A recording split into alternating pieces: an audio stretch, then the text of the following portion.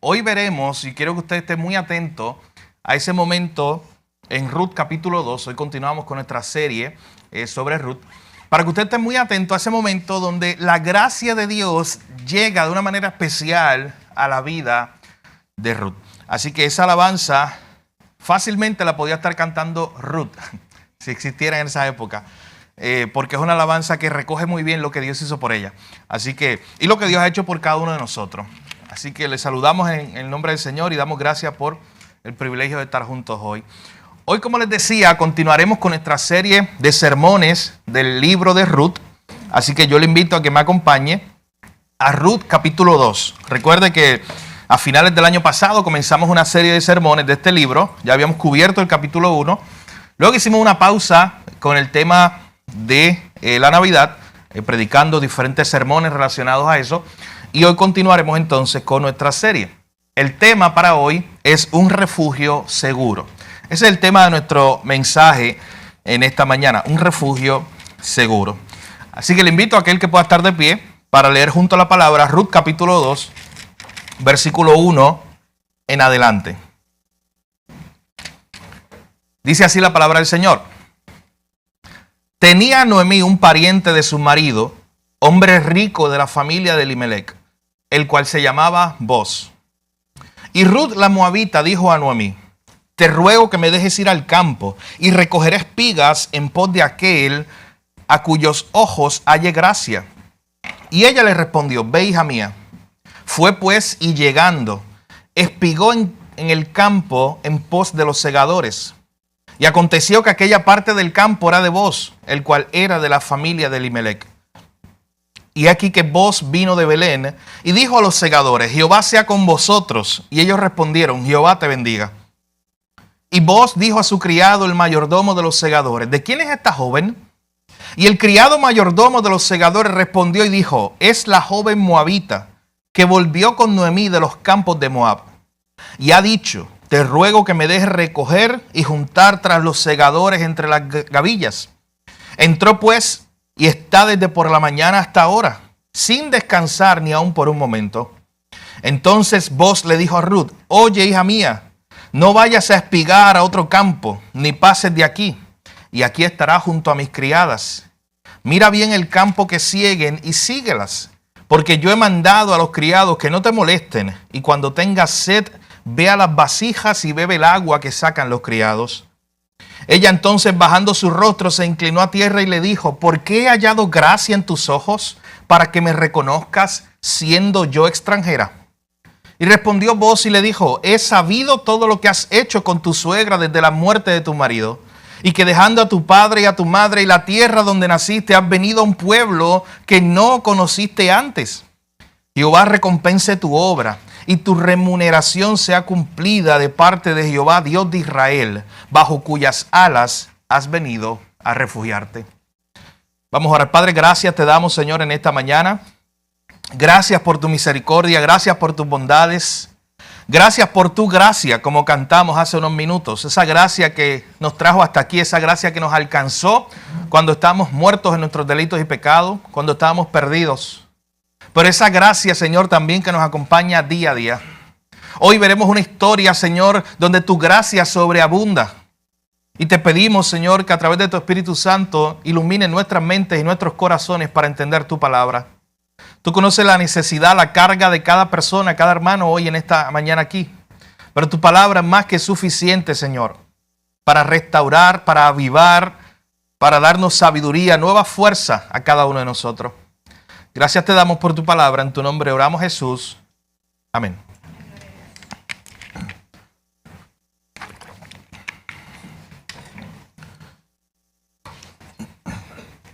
El 16 de diciembre de 1908, hace unos 117 años atrás, una compañía llamada White Star Line comenzó la construcción de lo que eran sus 3 grandes barcos. Iban a ser y estaban planificados para ser los barcos más grandes del mundo. De hecho, en su época lo fueron. Eran los barcos más grandes que podían transportar pasajeros en el Atlántico, entre Inglaterra y Nueva York o otras partes de la costa este de los Estados Unidos. Así que ese 16 de diciembre de 1908 comenzó la construcción especialmente de dos barcos, uno llamado el Olympic y otro llamado el Titanic. De esa colección de barcos eran 3 barcos que esta compañía estaba haciendo para hacer los mejores barcos del mundo. Los 3 barcos eran el Olympic, el Titanic y el Britannic. Y de estos 3 barcos su historia es muy interesante, pero particularmente dentro de estos 3 barcos estuvo una mujer llamada Violet Jessop. Y esta mujer llamada Violet Jessop tiene una historia que parece, cuando usted la cuenta o la escucha, que está como llena de casualidades. Cosas que usted dice, oye, pero esto no puede ser cierto, hay mucha casualidad ahí. Esta joven había nacido en Argentina de padres irlandeses que habían emigrado, pero en un momento dado ella tuvo que buscar trabajo para ayudar a su familia y se convirtió en una empleada de estos barcos para ayudar en diferentes aspectos dentro del barco. Así que ella comenzó y su primera experiencia o gran experiencia fue en el barco llamado Britannic, el barco llamado Olympic en 1911.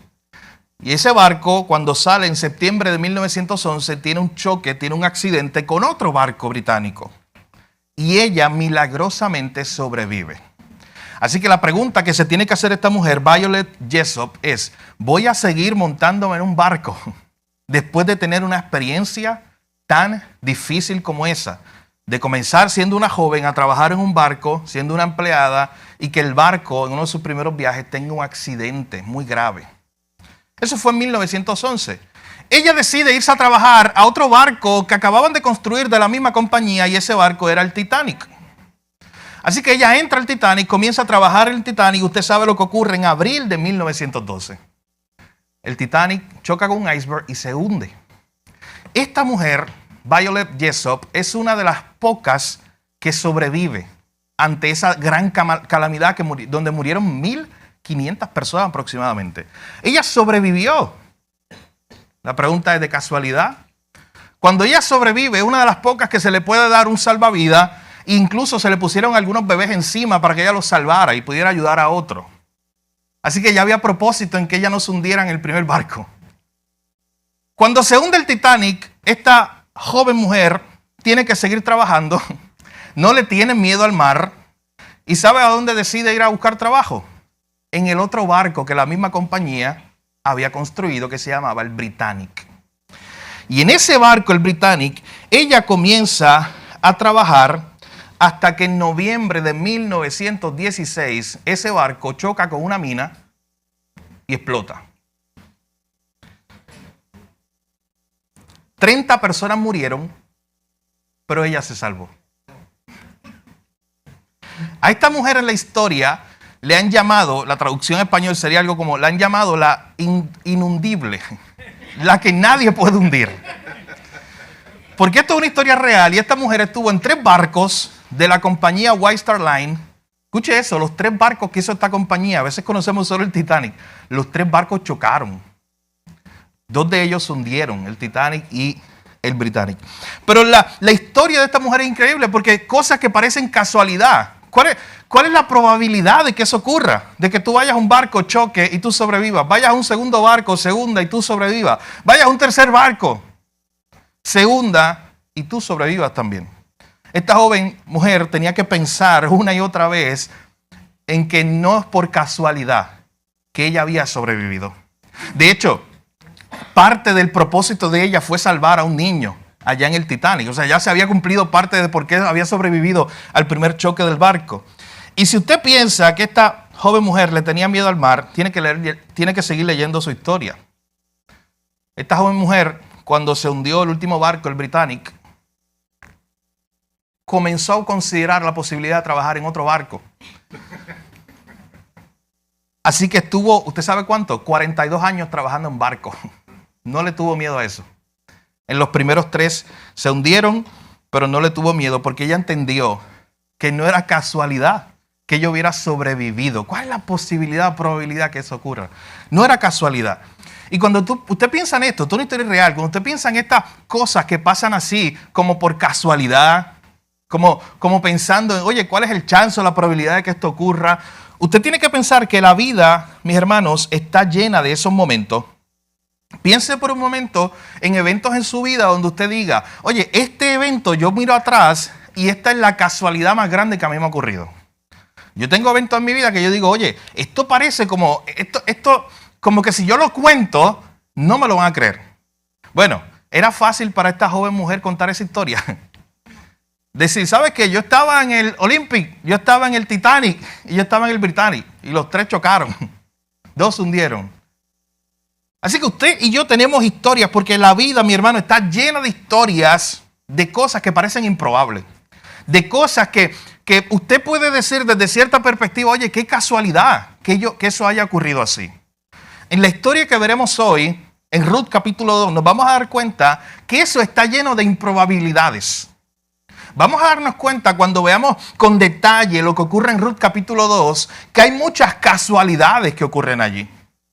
Ya nosotros hemos estado viendo esta historia, Ruth, desde el capítulo 1, y si usted no ha estado aquí, yo le hago el repaso brevemente, y para los demás simplemente es un repaso para refrescar nuestra mente.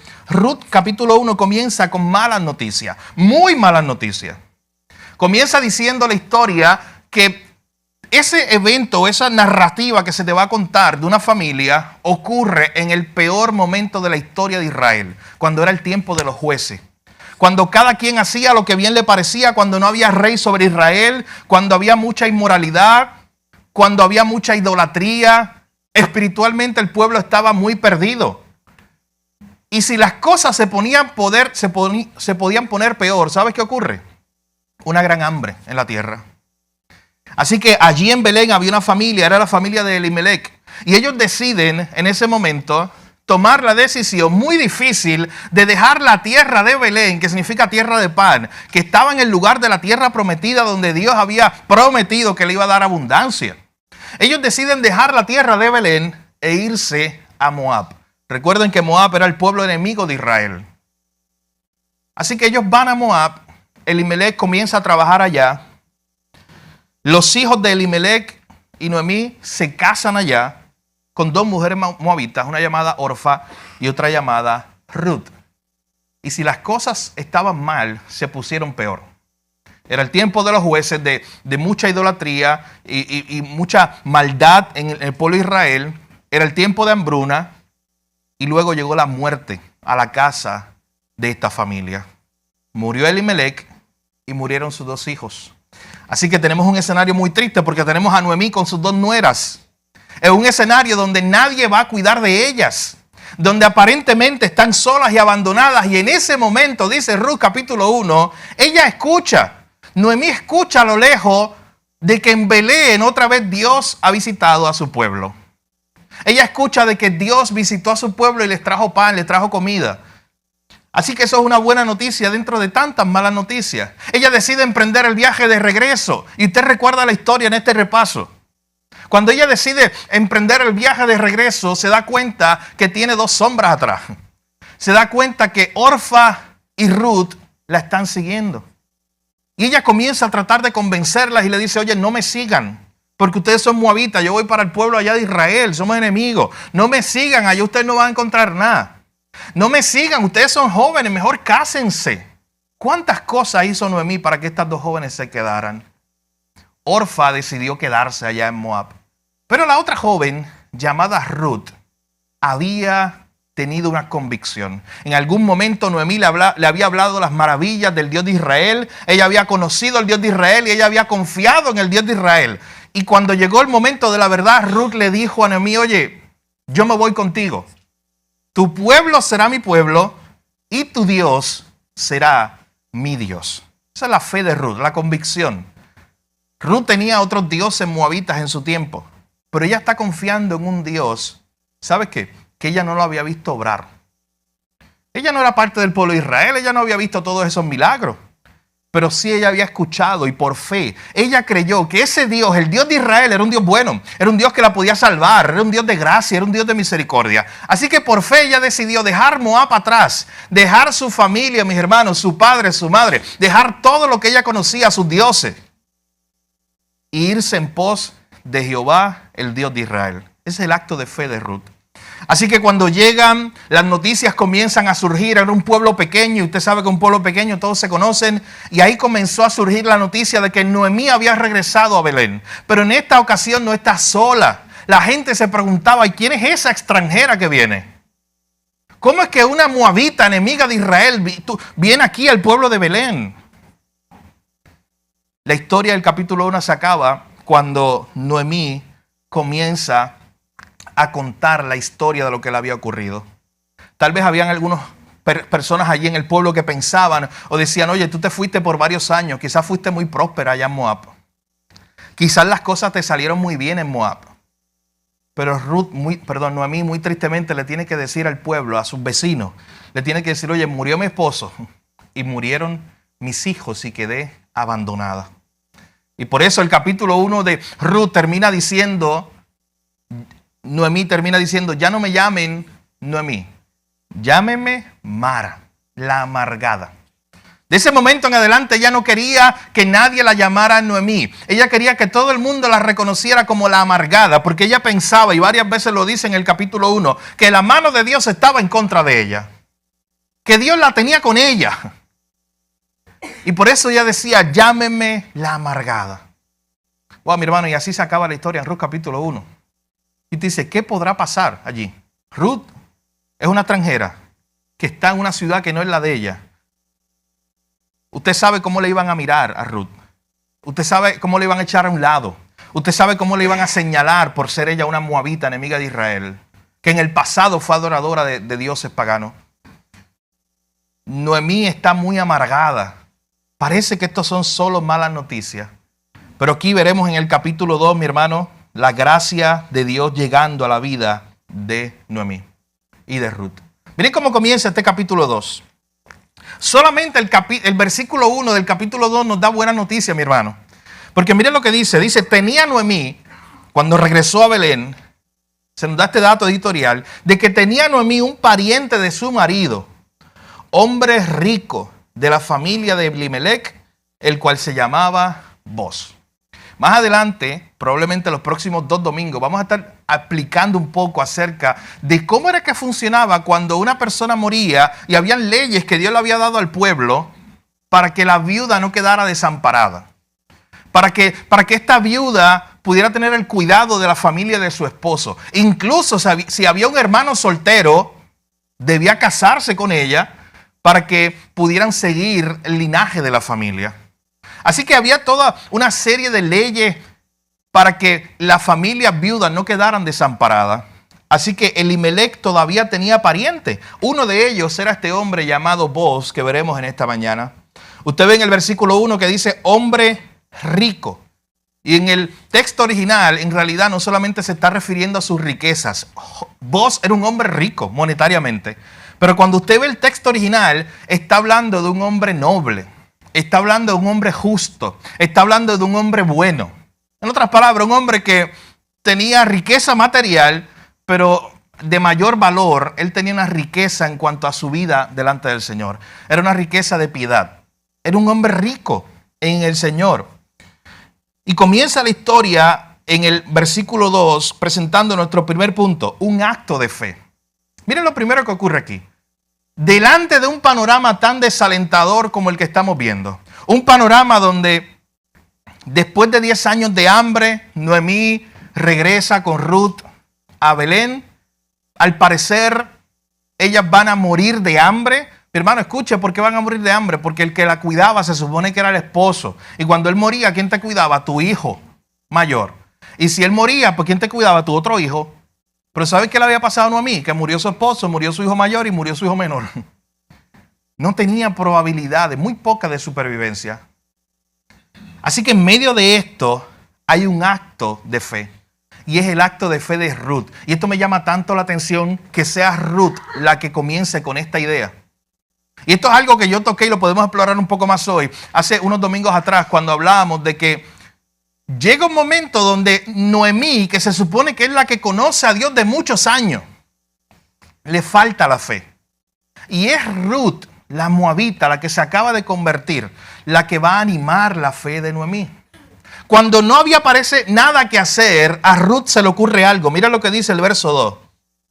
Y Ruth la moabita le dijo a Noemí, en otras palabras era, quedarnos aquí cruzada, a morirnos de hambre, literalmente, o podemos hacer algo por fe. Y mire lo que dice Ruth. Te ruego que me dejes ir al campo y recogeré espigas en pos de aquel a cuyos ojos hallare gracia.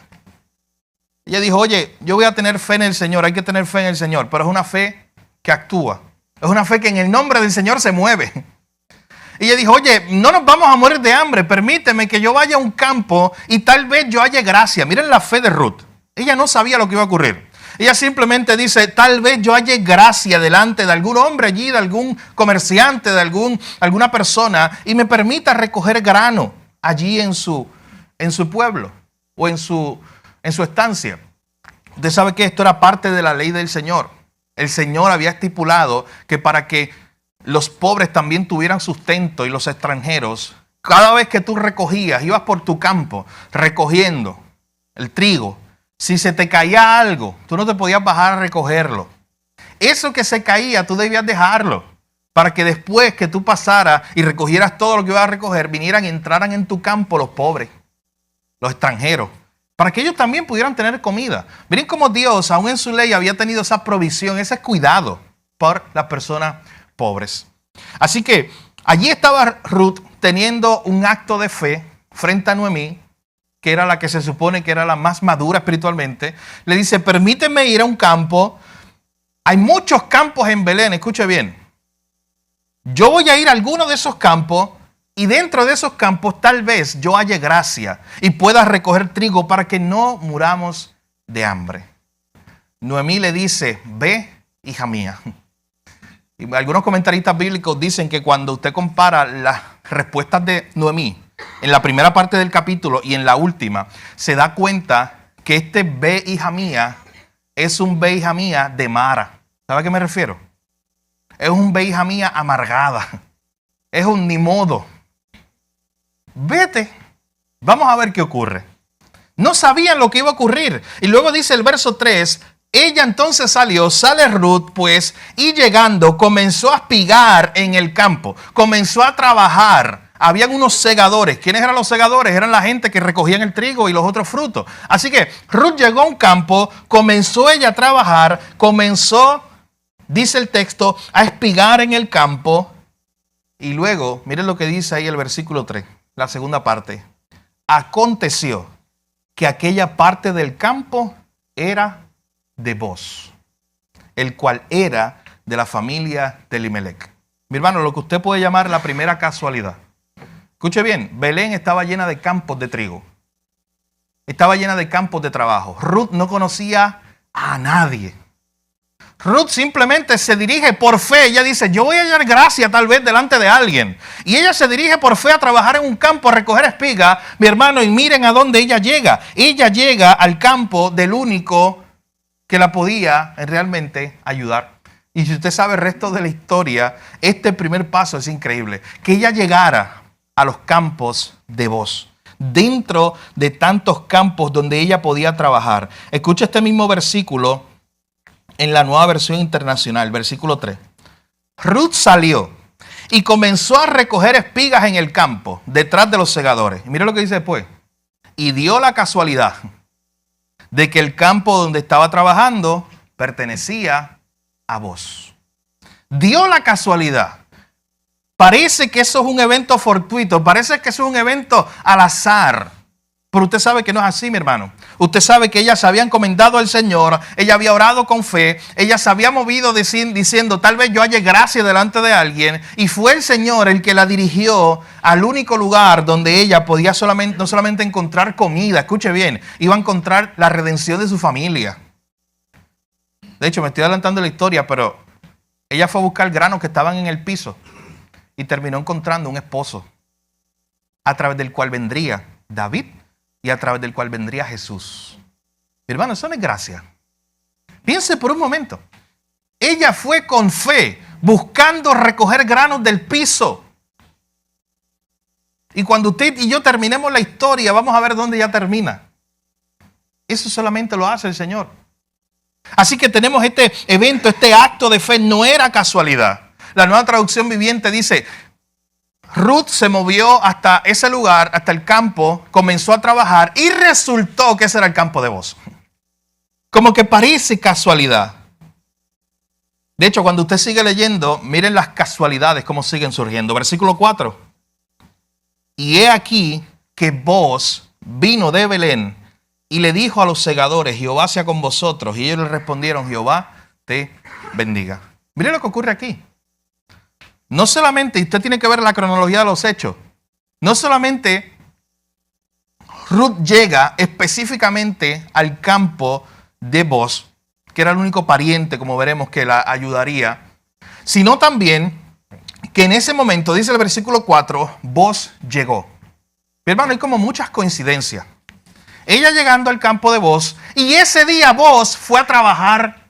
Ese día Booz fue al campo. Escuche, Booz no era el que estaba con la azada y con el machete, porque él era el jefe. ¿Usted sabe dónde podía estar Booz? En su oficina, con aire acondicionado. Podía estar en cualquier otro lugar. Porque Booz era el jefe. Booz era el dueño. Así que Booz no tenía que estar allí en el momento que la gente estaba trabajando. Pero ese día algo pasó, algo le dio a Booz. Dios puso en el corazón de Booz que Booz tenía que ir al campo. Hay algo allí que iba a ocurrir. Y cuando Booz alza la mirada, vamos a ver en unos minutos, él se da cuenta que hay alguien que él no conoce y que él no le había dado permiso para estar allí. Pero piense por un momento hasta este punto. Esto es un acto de fe. Esto que ocurre aquí en los primeros 2 versículos. Ella se va en el nombre del Señor diciendo, tal vez yo halle gracia. Y no es casualidad que ella llega al campo que tiene que llegar y que en ese mismo instante, ese día, se le ocurra a Booz visitar sus tierras. Hermano, la Biblia está llena de ejemplos de cosas que parecen casualidad, pero no lo son. ¿Usted recuerda la historia de Esther? El simple hecho de que Esther haya sido escogida como reina en el momento de la historia donde solo ella podía intervenir para que el pueblo de Israel no fuera destruido. No es casualidad. De hecho, Mardoqueo se lo dice. ¿Usted recuerda? Que Mardoqueo le dice, oye, ¿quién sabe si tú llegaste para eso? No fue casualidad. ¿Usted recuerda esa misma historia de Esther donde llega un momento donde el rey no podía dormir?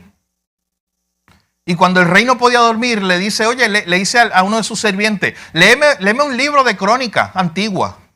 A mí no me gusta contar mucho esa parte, ¿sabe por qué? Porque yo amo la historia. Y en ese momento algunos comentaristas dicen que ellos usaban las crónicas, que eran libros muy grandes, para que el siervo se lo leyera al rey, para que el rey se durmiera.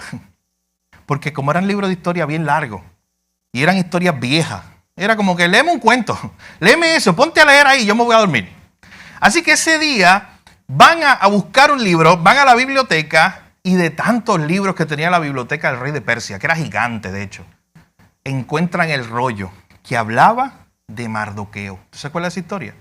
No es casualidad. Pero hermano, la Biblia está llena de esos eventos que parece casualidad, pero en realidad no lo son. Hay muchos eventos, yo me quedaría corto. Usted vea los de Génesis y Apocalipsis, cuántas historias, cosas que parecen casualidad. De hecho, la misma Biblia dice en Proverbios 16:33 que algo tan sencillo como cuando usted tira los dados. Mire lo que dice Proverbios 16:33. Dice, la suerte se echa en el regazo, pero de Jehová es la decisión de ella. Cuando se tiran los dados, cada vez que se tiran los dados, usted no sabe la probabilidad de que le salga el número que usted quiere que le salga.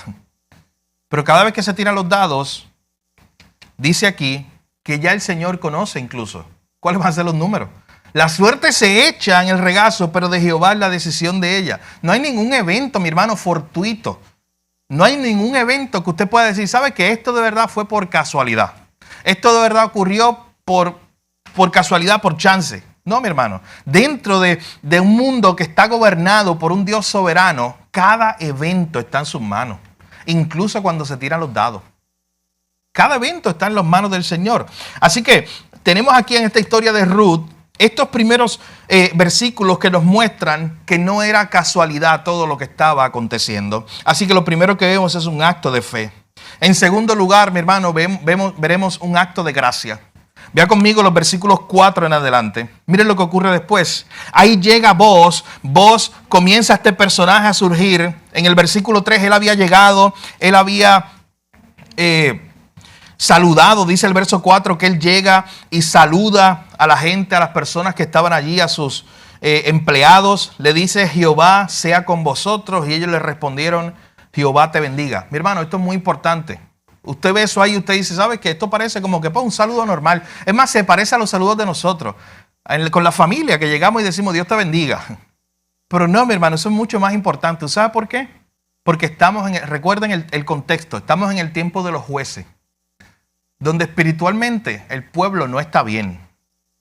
Donde son pocas personas, usted lo puede contar con un dedo de la mano, que son hombres verdaderamente piadosos, que aman a Dios, que buscan la bendición de Dios. Y entre ellos estaba este hombre llamado Boaz. Un hombre que aún por esas palabras simplemente muestra que era un hombre de Dios. Que no era un hombre que se había contaminado con todo el mal que había ocurrido en el pueblo de Israel espiritualmente. Esto era un hombre serio, esto era un hombre piadoso. Mi hermano, ¿sabes que Ruth pudo haber llegado a un campo de un hombre tirano que la tomara como una esclava? Eso pudo haber ocurrido. Ella no sabía, ella pudo haber llegado al campo del peor hombre de Israel, porque estamos en el tiempo de los jueces. Lea el libro de los jueces para que vea qué cosas se hacían allí. Cosas increíbles.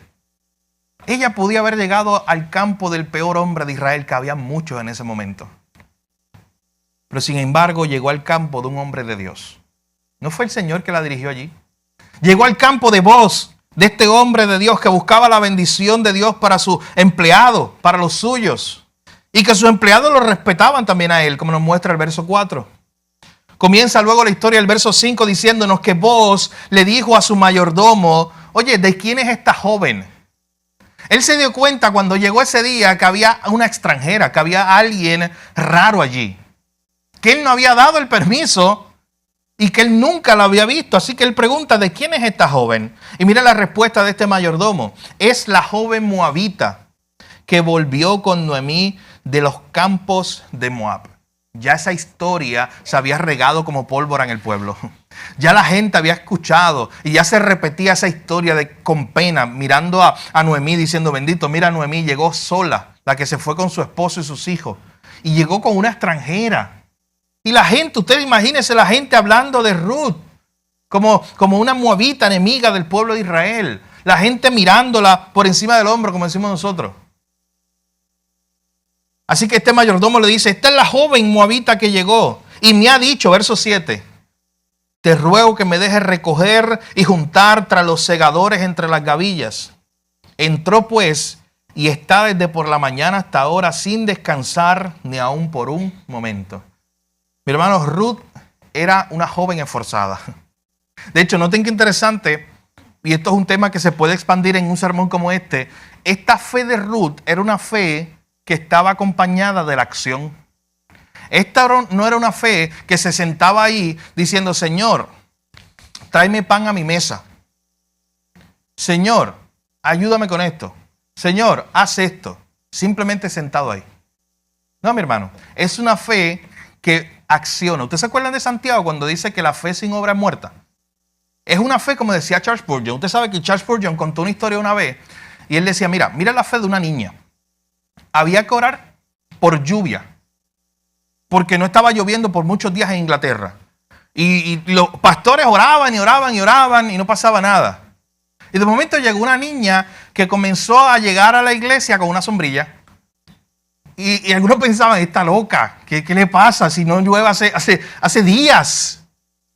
Y cuando le preguntan a esta niña por qué ella se lleva una sombrilla para la iglesia, ella le dice algo muy importante y tiene mucha razón. Y le dice: oye, nosotros no estamos orando por lluvia. Pues si nosotros estamos orando por lluvia, yo creo que hoy puede llover.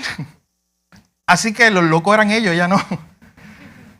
Yo creo que hoy puede llover. Esa es la fe, mi hermano, es una fe activa. Es una fe que se mueve. Es una fe real. No es una fe vacía, no es una fe que se sienta, no es una fe que dice, descansando en el Señor. Noten lo que ella hace. Ella descansa en el Señor. Ella dice: yo voy a hallar gracia. Yo confío, porque yo ni conozco los campos de aquí. Yo confío en el Señor, que yo halle gracia.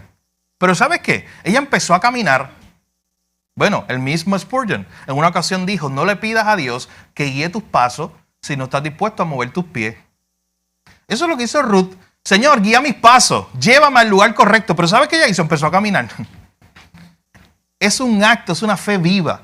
Así que esta joven es una joven esforzada. Con fe trabajó. Con fe dijo, yo voy a ir al campo. Y cuando Boaz escucha de ella y le pregunta a su mayordomo, le dice, oye, está la joven moabita y yo quiero decirte algo. Ella me pidió permiso para venir a recoger las cosas del piso. Y desde que ella llegó aquí, dice el verso 7, el final, desde por la mañana hasta ahora, sin descansar por un momento, ella ha estado trabajando. Miren esa fe de esta mujer que la movió a trabajar. Eso llama la atención de de Boaz. Y mire lo que dice el verso 8 en adelante. Y esté preparado, mi hermano, porque lo que vamos a estar viendo desde este momento, del verso 4 al 17, es la gracia de Dios para con Ruth a través de Boaz. Dios usando a este hombre como un instrumento para traer gracia sobre esta mujer. De hecho, yo quiero que ustedes ya vayan viendo, aunque lo vamos a ver más en los próximos capítulos, porque Boaz es un tipo de Cristo. Así como muchos otros personajes en la Biblia, que en realidad tú ves su vida, pero tú tienes que ver a través de su vida. No solamente tú tienes que ver a David, tú tienes que ver que a través de David te está apuntando a Jesús. Boaz es un tipo de Cristo por las cosas que hace. Y lo vamos a ver más adelante. Pero piense por un momento, Boaz entonces la llama y le dice, oye, hija mía, no vayas, estoy en versículo 8, no vayas a espigar a otro campo, ni pases de aquí. Aquí estarás junto a mis criadas. Miren cómo comienza la gracia. ¿Sabe por qué? Porque esto es una extranjera. Esto es una moabita que viene del pueblo enemigo de Israel. Boaz no sabe nada de ella. Así que Boaz, como el jefe del lugar, ¿sabes qué pudo haber dicho? Por donde viniste, te puedes ir. Gracias, pero no. Ve a otro campo, a ver si alguien tiene misericordia de ti.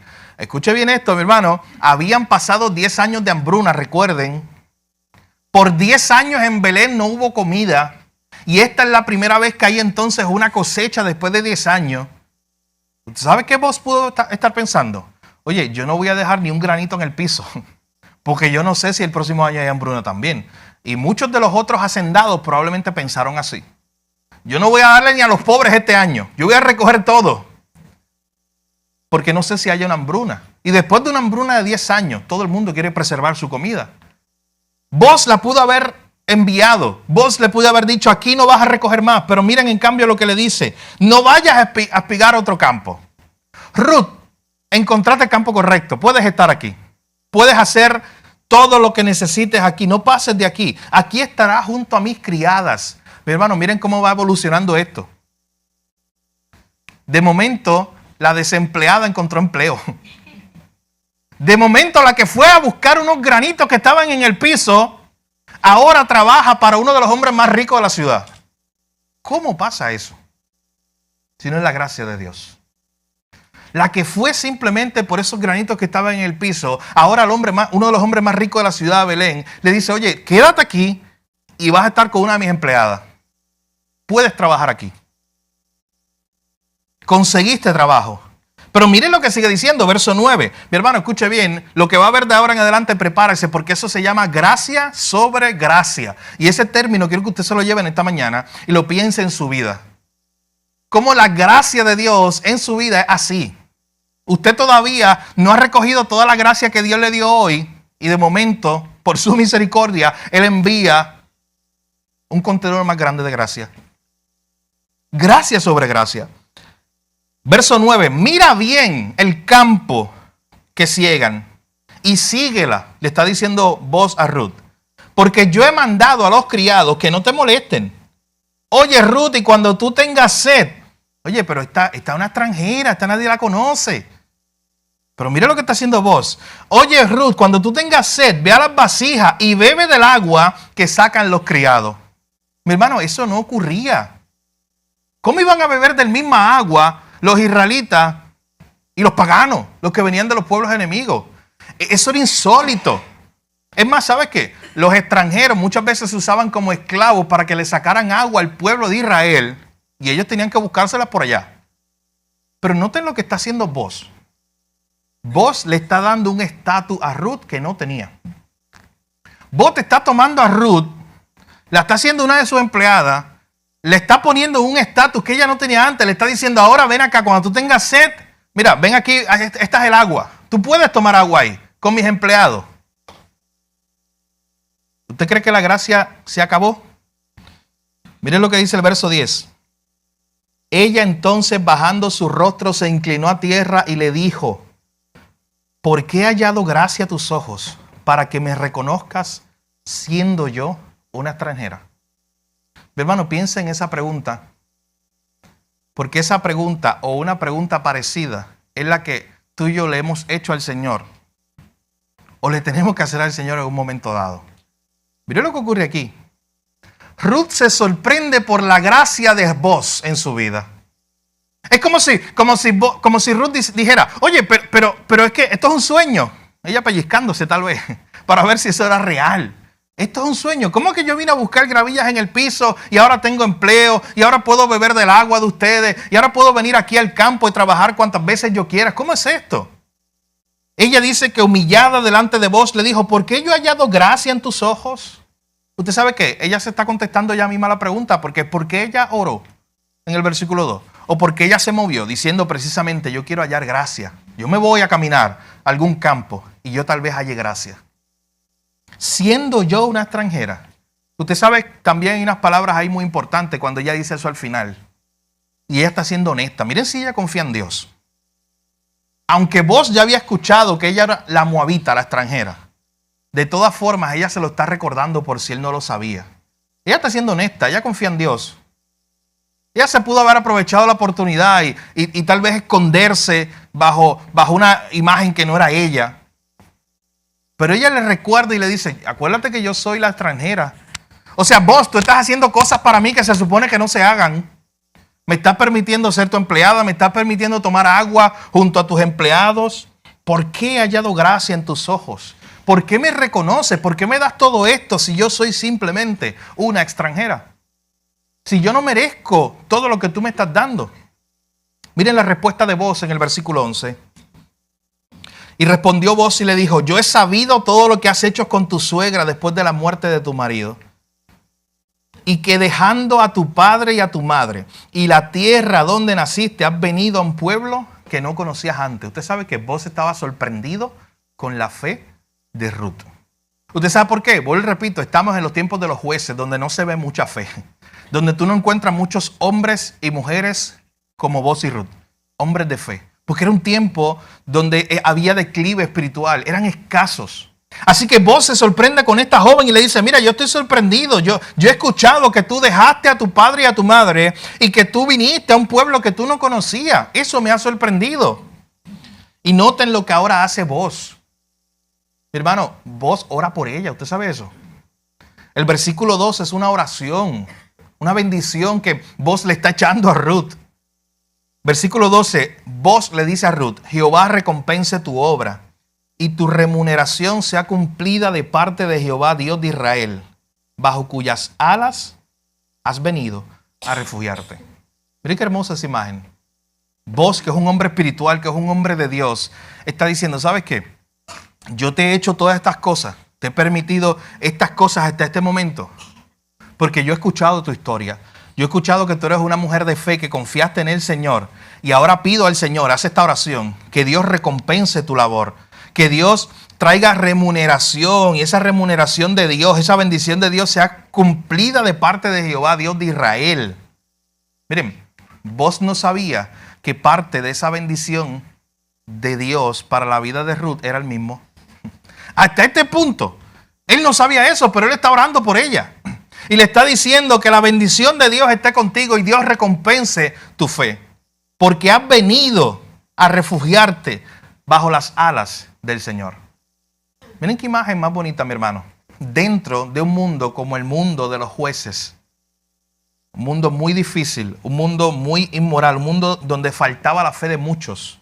De momento, Boaz está reconociendo que esta mujer había tenido fe y había corrido a refugiarse al Señor bajo sus alas. Usted sabe que esta imagen, que es una imagen muy hermosa, se repite mucho en los salmos. Y para que ustedes tengan una idea, por ejemplo, cuando el pueblo de Israel sale de Egipto, miren lo que le dice Dios en Éxodo 19:4. Hay un momento donde Dios dice lo siguiente, Éxodo 19:4. Voy a leer desde el 3. Y Moisés subió a Dios y Jehová lo llamó desde el monte diciéndole, así dirás a la casa de Jacob y así le anunciarás a los hijos de Israel. Vosotros visteis lo que hice a los egipcios y cómo los tomé a ustedes sobre alas de águila y os he traído a mí. Era una imagen que ya estaba en el pueblo de Israel, de Dios como aquel que tomaba con sus alas a su pueblo. De hecho, usted sabe que hasta Jesús usó esa imagen. Cuando Jesús está llorando sobre Jerusalén, llega un momento donde Jesús dice, oye Jerusalén, si tú te dejaras guiar por mí, yo fuera como esa gallinita y que esos pollitos se ponen debajo de sus alas para cuidarlo. Esta imagen recorre toda la Biblia. De hecho, miren otros pasajes, Salmo 17:8. Miren todos estos pasajes que presentan esta imagen de lo que Boaz le está diciendo a Ruth. Tú has venido a refugiarte bajo las alas de Jehová. Salmo 17, versículo 8 dice, guárdame como a la niña de tus ojos. Esta es una oración de David. Escóndeme bajo la sombra de tus alas. Escóndeme bajo la sombra de tus alas. Si usted sigue mirando, Salmo 36:7, mire lo que dice. Cuán preciosa, oh Dios, es tu misericordia. Por eso los hijos de los hombres se amparan bajo la sombra de tus alas. Y el más famoso de todos, Salmo 91, 1 al 4. Mire lo que dice sobre este tema de lo que Ruth está haciendo, amparándose bajo las alas del Señor, refugiándose en las alas del Señor. Dice el Salmo 91, el que habita al abrigo del Altísimo morará bajo la sombra del Omnipotente. Diré yo a Jehová, esperanza mía y castillo mío, mi Dios en quien confiaré. Él te librará del lazo del cazador, de la peste destructora. Y mire lo que dice el verso 4. Con sus plumas te cubrirá y debajo de sus alas estarás seguro. Esta era la imagen que tenía Boaz en su mente cuando le dice a Ruth, volviendo allá a Ruth capítulo 2, cuando le dice a Ruth, oye Ruth, tú has venido a refugiarte bajo las alas de Dios. Tú has encontrado, Ruth, el refugio seguro. Tú has encontrado el único refugio en el cual tú puedes refugiarte, valga la redundancia, en el cual tú puedes estar en paz. Así que miren lo que continúa diciendo esa historia. Ruth recibe esa oración de Boaz y ella le dice en el versículo 13, Señor mío, halle yo gracia delante de tus ojos, porque me has consolado y porque has hablado al corazón de tu sierva, aunque no soy ni como una de tu criada. Oye, Ruth en su humildad sigue reconociendo que ella no merece todo lo que está recibiendo. ¿Y usted sabe qué? Cuando usted va con una actitud humilde delante de Dios, dice que Dios resiste a los soberbios, pero ¿sabe qué hace con los humildes? Dice la Biblia, le da gracia. Aquellos que saben que no merecen nada, Dios le encanta darle gracia a eso. Aquellos que creen que se lo merecen todo, los soberbios, dice el texto bíblico que Dios los resiste.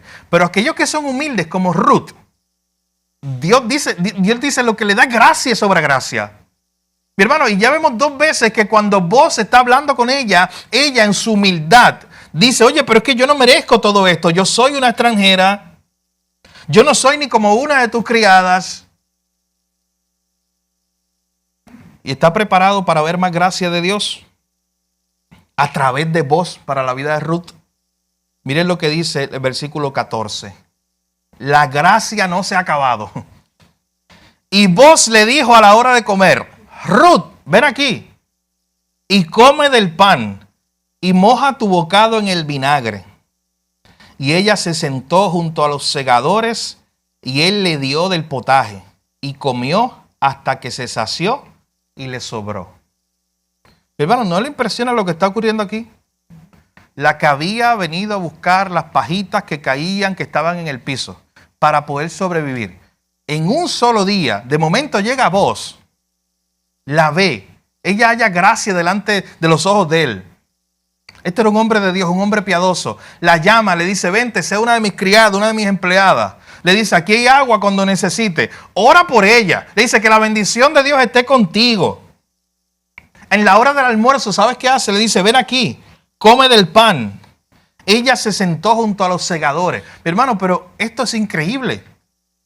La extranjera moabita, enemiga de Israel, que en el pasado era adoradora de dioses paganos, que la gente en el pueblo probablemente la miraba por encima del hombro, la señalaba, y de momento ahora ella estaba sentada en la mesa de uno de los hombres más importantes de la ciudad, comiendo junto a los demás empleados.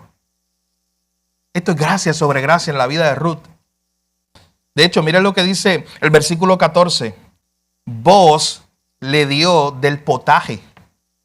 Y cuando dice esa línea de que Boaz, ¿usted sabe qué? Boaz representa a Cristo de muchas maneras y lo vamos a ver más adelante. Pero Boaz está siendo un servidor. Él es el jefe, él es el dueño de la hacienda. Él es dentro de lo que ve el mundo para que él se siente y los demás le sirvan. Pero usted sabe qué está haciendo el jefe, el dueño de la hacienda. Ese día llegó, bendijo a su empleado, se encontró con Ruth, oró por ella, le dio gracia, a la hora del almuerzo o de la comida la invitó y él mismo, dice ese texto, que empezó a servir. Que empezó él mismo a servirle a los demás. Y dice que ella comió hasta saciar y le sobró. Versículo 15, luego se levantó para espigar. Mi hermano, Ruth era una mujer esforzada.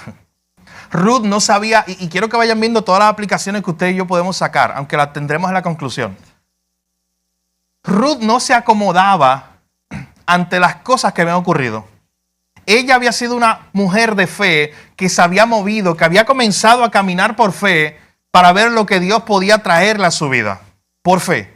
Se comenzó a forzar. Y cuando ella se comenzó a forzar, vio fruto. Pero sin embargo, mi hermano, ya no se quedó ahí. Era muy fácil para ella simplemente decir, oye, pues ya, tengo trabajo, sé dónde buscar agua y el jefe me invita a la cena. Pues está todo bien, me voy. No, mi hermano, después de la cena dice el texto que ella se levantó para seguir trabajando. Verso 15, y Boaz mandó a sus criados diciéndole, déjenla que recoja también espigas entre las gavillas y no la avergüence. Y dejarás también caer para ella algo de los manojos y lo dejarás para que lo recoja y no la reprenda. Hermano, la gracia sigue. No solamente le invita a la mesa. ¿Sabes qué está diciendo ahora? Le está diciendo, déjenla que ella pueda coger directamente del fruto.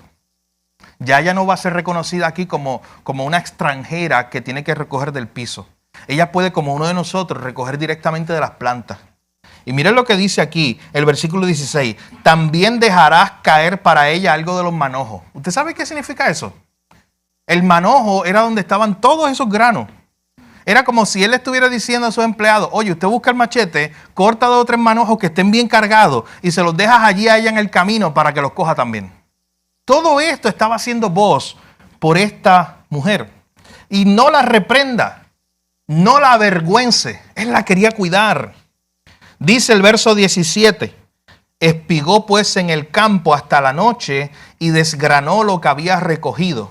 Era un trabajo muy largo, mi hermano.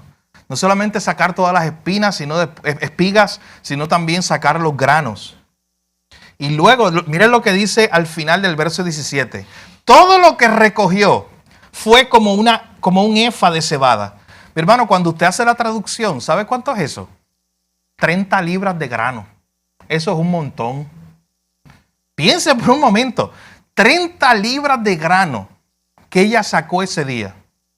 ¿Y sabes para quién eran? No eran para vos. La idea de lo que dice ahí era que ella se lo llevara. De hecho, lo vamos a ver ahora. Ella se lo llevó. Era para ella.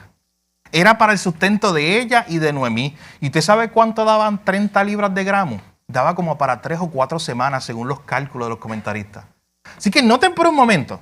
La que había venido a buscar unas gravillitas que caían en el piso para comer ese día y llevarla a su suegra. No solamente había recibido tanta bendición, sino ahora llegaba a su casa equipada con 30 libras de grano para sustentarla por casi un mes. Mi hermano, ¿esto no es gracia de Dios? Gracia de Dios por los necesitados. Dios no había visto, Dios no había escuchado el clamor de Ruth. Mírenlo ahí. Dios había escuchado el clamor de esta mujer.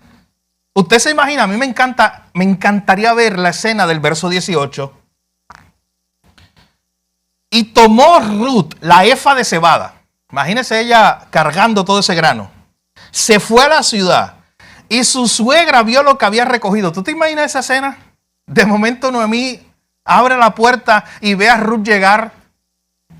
Y tal vez pensaba que podía llegar como desanimada. No encontré trabajo. Que podía llegar afligida. Oye, el trabajo de hoy fue bien fuerte y me encontré con un tirano. Me encontré con un dueño de un campo que me hizo daño. Me humillaron en el camino. Tal vez Noemí, que era una amargada, dicho por ella misma, pudo haber pensado todo eso. Pero de momento llega Ruth contenta y llega con sustento para un mes, mi hermano. ¿Usted se imagina esa escena? Luego la tomó todo eso, se fue a la ciudad, su suegra la vio todo lo que había recogido, sacó también luego lo que le había sobrado de la comida. Escuche bien. ¿Recuerdan esa comidita, ese almuerzo que habían tenido ese día? Le había sobrado algo. Y también se lo había llevado y se lo puso allí a su suegra y se lo dio. Verso 19, la suegra Noemí, la amargada Mara, hace la pregunta que cualquiera se hace.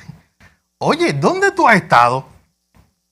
Oye, Ruth, ¿de dónde tú has sacado todo esto?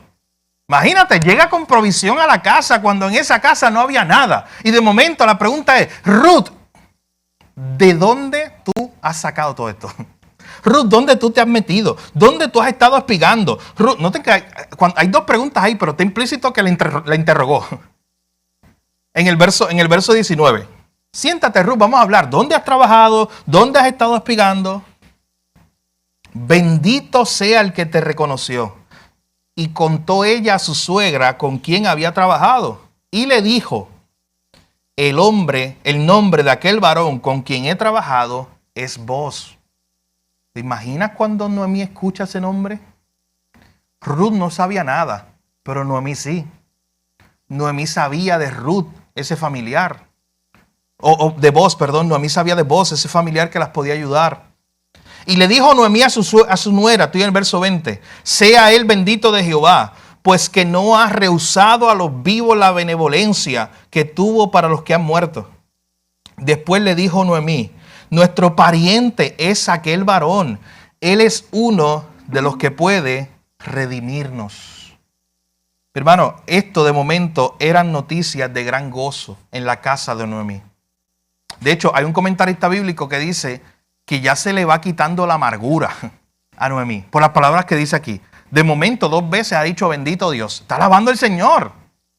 La que le había dicho al principio, vete, hija mía. No sé, quizás encuentras algo, vete, amargada.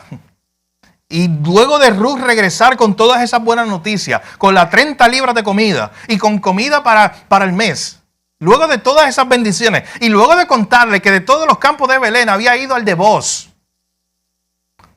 Noemí ya no era Mara, la amargada. Ella comienza a alabar a Dios y ella le dice, nuestro pariente es aquel varón. Él es uno de los que puede redimirnos. Ese término lo vamos a explicar más adelante, pero usted sabe lo que significa redimir. Significa comprar. Y es un término que recoge toda la Biblia. ¿Y sabes a qué se refería? A que cuando moría tu esposo, la esposa quedaba sola y a veces se tenía que ir a convertir en una esclava. Y venía un familiar y literalmente, ¿sabe qué hacía? La redimía, la compraba para traerle libertad. Mi hermano, ese término redimir es el que usa el Éxodo para decir que el pueblo estaba esclavo en Egipto y Dios los redimió, Dios los compró, Dios los libertó. Ese mismo término sigue recorriendo toda la Biblia y llega a Jesús para hablar de nuestra vida espiritual y mostrarnos cómo nosotros estamos muertos de nuestros delitos y pecados y éramos esclavos y Él nos redimió. Alguien nos redimió. Alguien nos compró. El único que podía.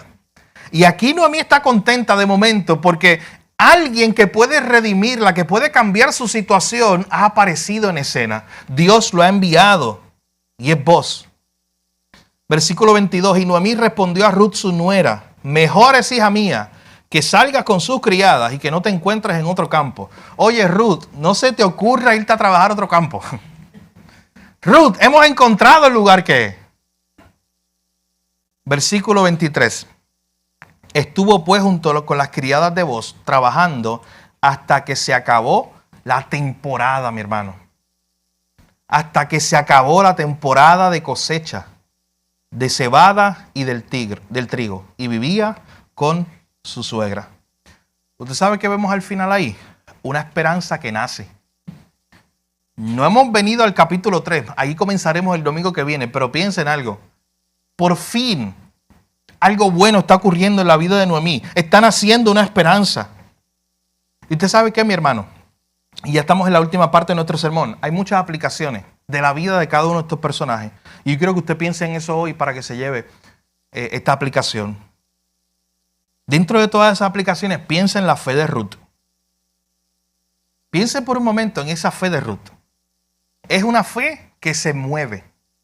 Es una fe que obró. Es una fe que le dijo, Señor, guía mis pasos. Pero ¿sabes qué ella hacía? Moviendo los pies. Es una fe que le dijo, Señor, ayúdame a hallar gracia. Pero ella se fue. ¿Usted sabe una aplicación directa? ¿Usted necesita trabajo? Esta es la aplicación más directa de usted orar al Señor y decirle, Señor, la misma oración de Ruth, Señor, que yo halle gracia delante de alguno. Pero usted no se quedó en su casa. ¿Sabe qué usted hizo? Empezó a tocar puertas, empezó a enviar resumen. Empezó a ser esforzado. Señor, ayúdame a hacer esto. Y usted comienza en fe a moverse. Tienes que preguntarte en esta mañana, ¿tienes tú esa fe? ¿Tienes tú esa fe? ¿Confías en el Señor de esa manera? Confiando en que vas a hallar gracia, confiando en que las cosas que Él puede hacer solamente las puede hacer Él, tú no las puedes hacer. Pero moviéndote con fe. ¿Tienes tú esa fe? También una aplicación de la vida de Ruth. Me encanta lo que le dice Boaz. Cuando Boaz ora por ella y le dice, porque tú has venido a refugiarte en las alas de Jehová. Tú has venido a refugiarte en el Señor. Tienes que preguntarte en esta mañana también, ¿has corrido al Señor para refugiarte? Porque así es como vieron la vida de Ruth. Ella no tenía a dónde ir. Ella dejó su casa, su padre, su madre, todo lo que ella conocía y salió corriendo para refugiarse bajo las alas de Jehová. ¿Has hecho tú lo mismo hoy? Pero también piensa, en segundo lugar, en la fe viva de Boaz. En la piedad, en la diligencia. Boaz era un hombre justo en medio de una generación injusta. Mi hermano, era el tiempo de los jueces. Lea el libro de los jueces para que vea las cosas que pasaban allí. Y Boaz es como una luz que brillaba en medio de las tinieblas. Mi hermano, ¿eres tú eso? En medio de tu trabajo, lleno de tinieblas, en medio de tu comunidad, en medio del lugar donde tú estés. ¿Puedes ser reconocido como una persona diferente? Como una luz en medio de las tinieblas. Como un justo dentro de tanta maldad, de un mundo de tanta maldad. Ese era Boaz. Un hombre que estaba dispuesto a dar gracia, extender gracia a otros. ¿Sabes por qué? Porque él entendía que todo lo que tenía él era por gracia. Y cuando tú entiendes eso, no hay de otra que dar gracia a otros. Piensa también en Noemí. La actitud de Noemí comienza a cambiar cuando ella comienza a ver lo que el Señor estaba haciendo. ¿Recuerdan el Salmo 30? En la noche vendrá el lloro, pero a la mañana, dice el Salmo 30, vendrá la alegría. En la noche tendremos el lloro, pero a la mañana tendremos alegría. Esa esperanza que tenía Noemí comenzó a cambiar su actitud de amargada. Comenzó a cambiar esta actitud. Recuerden en el capítulo 1 varias veces, por lo menos en 2 ocasiones, ella peleó con Dios. Y ella le dijo, Dios la tiene conmigo. La mano del Señor está sobre mí. Eso es lo que dijo esta mujer en el capítulo 1. Pero en el capítulo 3, cuando ella ve lo que Dios comienza a hacer, ¿sabes qué ella hace? 2 veces alaba a Dios. Y dice, bendito el Señor y bendito tal. Y bendito el hombre que Dios usó para bendecirte. Hablando de vos. Mi hermano, en Dios no hay casualidades. Todo está providencialmente ordenado. Ese día salió Ruth sin saber qué iba a hacer, sin saber a dónde iba, sin conocer a nadie. Encontró dentro de todos los campos donde ella podía estar, encontró el único donde la podían ayudar. Y la gracia se derramó y sobreabundó sobre ella. Eso no es casualidad. Encontró el campo de Boaz. No es casualidad que ese día Boaz fuera a visitar el campo. Él podía haber ido otro día, pero él llegó exactamente ese día. No es casualidad dentro de los planes del Señor. Todo ocurre con un propósito.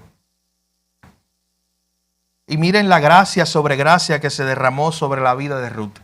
La que simplemente ese día fue a buscar unas pequeñas gravillas que habían caído en el piso, terminó comiendo en la mesa de su empleador con los demás empleados, pudiendo tener la oportunidad y los beneficios de los demás empleados, bebiendo agua, tomando de los manojos que habían directamente de los árboles. Ya ella no tenía que ser tratada como una extranjera.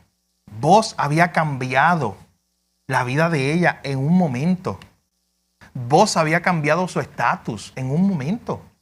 Y la gracia sobre gracia que estaba en la vida de ella no se acababa. Imagínatela, yo no sé cómo ella lo hizo, pero bueno, lo que nos dice es que esto era una mujer bien fuerte, porque trabajaba todo el día. Y no le importó ir a comer y después seguir trabajando. Y el mismo mayordomo dice, esta no se sienta, le dijo así. No se sienta, sigue trabajando. No sé cómo lo hizo, pero cargó sus 30 libras de grano y las llevó a su casa ese día, comida provisión para un mes. Mi hermano, ante tanta gracia que ella había recibido, por eso es que ella hace esa pregunta que yo le decía hace un rato, cuando ella de momento le dice a vos, ¿por qué yo he hallado gracia en tus ojos para que tú me reconozcas siendo yo una extranjera? ¿Usted sabe qué? Y con esto termino. Una gracia mucho más grande que la que recibió Ruth ese día, la has recibido tú y la he recibido yo en Cristo Jesús. Una gracia mucho más grande es la que hemos tenido en Cristo. Y esa gracia no se quedó en la cruz. Yo quiero que usted reconozca hoy, mi hermano, gracia sobre gracia. Llévese esa frase, porque eso es lo que usted recibe todo el día.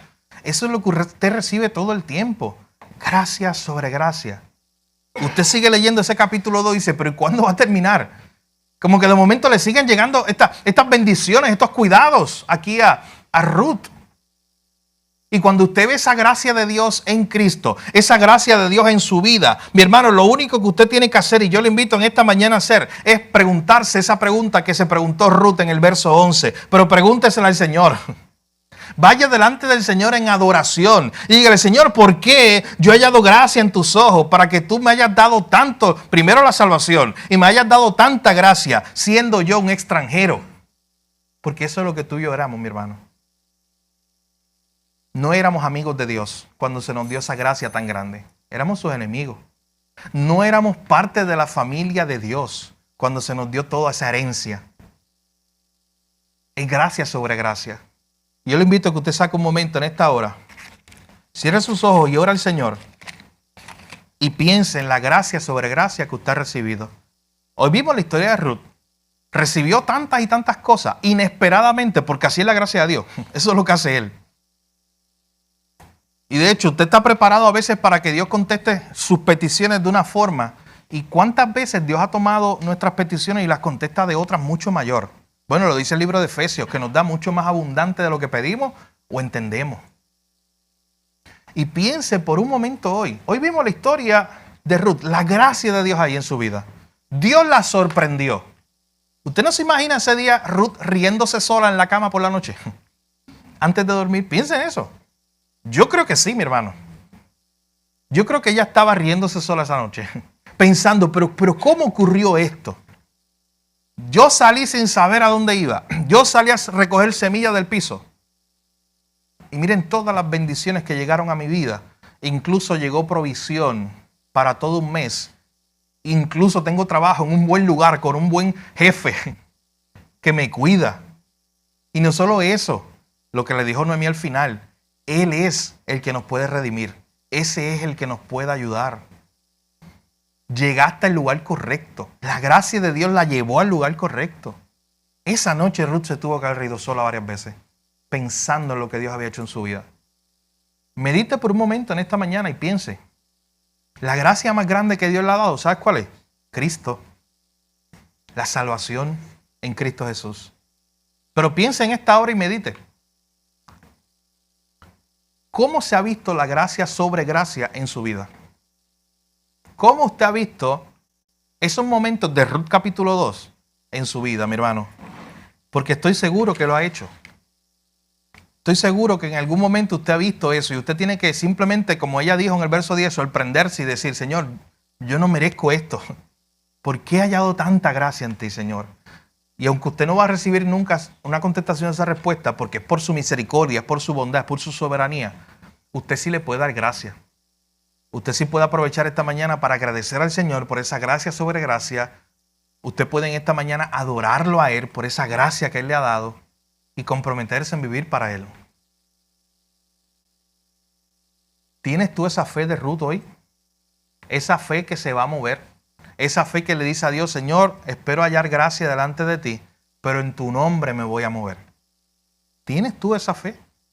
Esas son las palabras que se le dijo a Josué cuando se le dijo, Josué, ahora tú vas a ser el líder del pueblo porque Moisés murió. Esfuérzate y sé valiente. ¿Sabes qué se le estaba diciendo a Josué?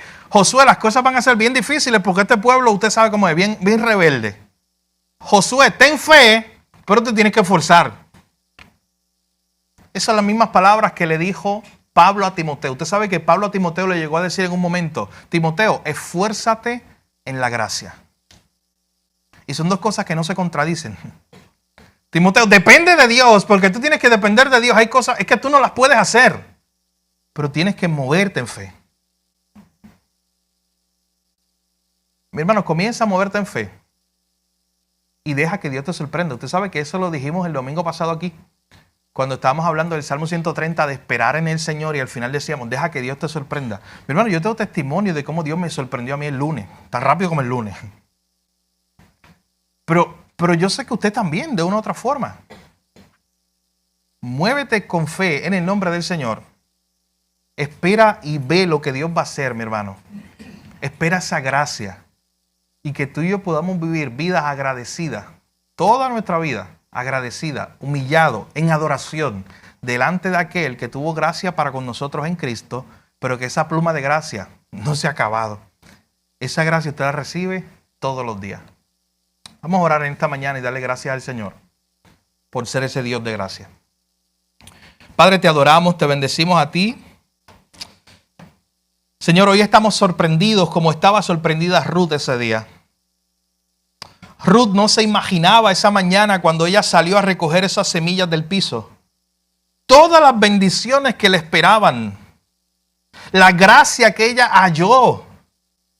Señor, fue sorprendente al punto que ella se preguntó, ¿cómo yo puedo recibir, yo siendo una extranjera, tanta gracia? ¿Por qué he hallado yo gracia siendo yo una extranjera que no pertenece a este pueblo? Oh Señor, esa misma pregunta nos hacemos nosotros. Nosotros que éramos tus enemigos, nosotros que éramos extranjeros, nosotros que no estábamos en tu pueblo. Pero tú nos diste la gracia de Dios en Cristo. Tú nos salvaste. Y hoy nos preguntamos, Señor, y nos sorprendemos por qué tanta gracia que nos has dado. Porque esa gracia tuya no se acabó en la cruz. Señor, todos los días recibimos favores inmerecidos, que eso es gracia. Señor, que nunca se nos olvide que en nuestra vida lo que vemos y lo que vivimos, lo que respiramos día a día es gracia sobre gracia. Pero que nos ayude, Señor, a vivir comprometidos con una fe que se mueve, con una fe que actúa, a vivir para ti. Gracias por una gracia tan grande que no la merecíamos, que no era nuestra, y en Cristo tú nos las traíste a nosotros. Gracias te damos, Jesús. Ayúdanos a sorprendernos todos los días con el Dios de gracia. En tu nombre, Jesús, oramos. Te lo pedimos todo. Amén. Mi hermano, piense y medite en un momento, si usted está aquí en esta mañana y no está en el Señor, piense y medite en un momento en la necesidad que usted tiene de Cristo. En que esa gracia no se le da a los soberbios, lo decíamos ahorita, Dios resiste a los soberbios. Esa gracia se le da a los humildes, a los que vienen con manos vacías. A los que vienen con manos vacías diciendo, Señor, yo no tengo nada, yo te necesito a ti. Yo necesito tu salvación. Si estás hoy aquí y estás sin Cristo, hoy es el día de salvación. Hoy es el día donde puedes arrepentirte de tus pecados. Ahí donde estás, puedes orar al Señor. Puedes pedirle perdón por tus pecados y decirle, Señor, yo no tengo nada, tú lo tienes todo. La salvación solo está en ti. Yo no puedo salvarme a mí mismo, solo tú puedes salvarme. Gracias por esa gracia que me diste en Cristo, ese favor que yo no merecía. Hoy puedes hacer esa oración si nunca lo has hecho. Nosotros queremos orar por ti. Pero también en esta hora como iglesia, piensa y medita. Tienes Ruth capítulo 2 para que lo vuelvas y repase y te vuelvas a sorprender. Porque mi hermano, yo lo leí yo no sé cuántas veces en esta semana y me sorprendí igual. Dice, es que, ¿cómo esta mujer que fue a recoger los granos del piso terminó así? Y después lo que viene. Porque esa gracia no se ha acabado. Eso es impresionante, mi hermano. La gracia de Dios es impresionante. Deja que te sorprenda todos los días. Vive en adoración. Vive como Ruth en ese momento en el verso 10 donde ella simplemente se está preguntando, oye, yo que soy una extranjera, ¿por qué he recibido tanta gracia? Todos los días vive maravillado con esa gracia de Dios. Bueno, lo cantamos hoy. Fue tu gracia. Así que démosle gracias al Señor por esa gracia que nos ha acompañado. Y que, ¿sabes qué? Lo mejor, porque ahora viene el capítulo 3 y luego el capítulo 4. Y es un buen reflejo de nuestra vida. Esa gracia que ha llegado hasta aquí, te ha traído hasta aquí, como cantamos hoy, esa gracia no se ha acabado.